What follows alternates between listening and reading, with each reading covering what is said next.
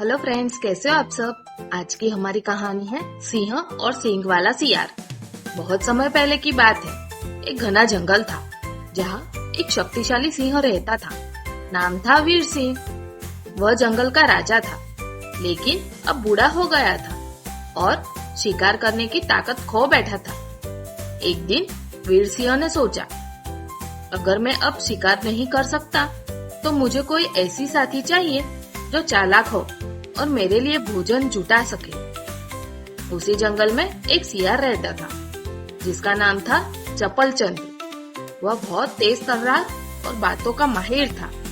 वीर सिंह ने उसे बुलाया और कहा, हे सियार, अगर तुम मेरे लिए भोजन लाओगे तो मैं तुम्हें जंगल में विशेष अधिकार दूंगा। सियार ने अपनी चमकती आंखों से मुस्कुराते हुए कहा, राजन, यह तो मेरे लिए सौभाग्य की बात है। आज से मैं आपका मंत्री बनूंगा और भोजन लाता रहूंगा। हर दिन चपल चंद्र जंगल में घूमता, किसी छोटे जानवर को फुसलाता और वीर सिंह के पास ले आता। बदले में वह बचा हुआ मांस खा लेता और दिन मजे में बीतते।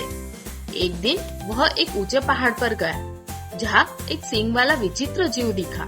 वह दिखने में किसी नीलगाय और बकरी का मिश्रण लग रहा था और उसके माथे पर अजीब मुड़े हुए सींग थे। सियार ने उसे देखकर डरने का नाटक किया और चिल्लाया, ओह, यह तो कोई दैत्य लगता है। नहीं नहीं, कहीं यह राजा को खा न जाए। वह भागता हुआ सिंह के पास आया और बोला, राजन, मैं आपके लिए एक अनोखा प्राणी लाया हूँ, लेकिन मुझे डर है कि कहीं वह आपको खा न जाए। वीर सिंह पहले बूढ़ा था और अब डरपोक भी हो गया था। उसने कांपते हुए पूछा, कैसा है वह प्राणी?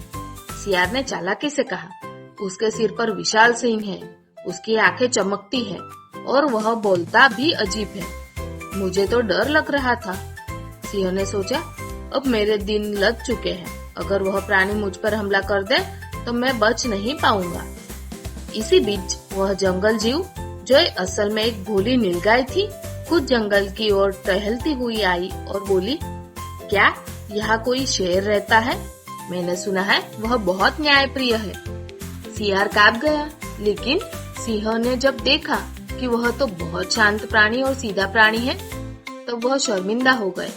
सिंह ने चुपचाप सियार से कहा, तुमने मुझे डराकर मूर्ख बनाया और भोजन से भी वंचित रखा। अब सियार को सियार की चालाकी समझ में आ गई थी। उसने गुस्से में दहाड़ते हुए कहा, जो झूठ बोलकर दूसरों को डराता है वह खुद डरकर ही जीता है, और उसने सियार को भगा दिया। तो बच्चों, इस कहानी से ये सीख मिलती है कि झूठ और डर का खेल ज्यादा देर नहीं चलता। सच्चाई और साहस ही असली ताकत है। तो फ्रेंड्स, आपको ये कहानी कैसी लगी?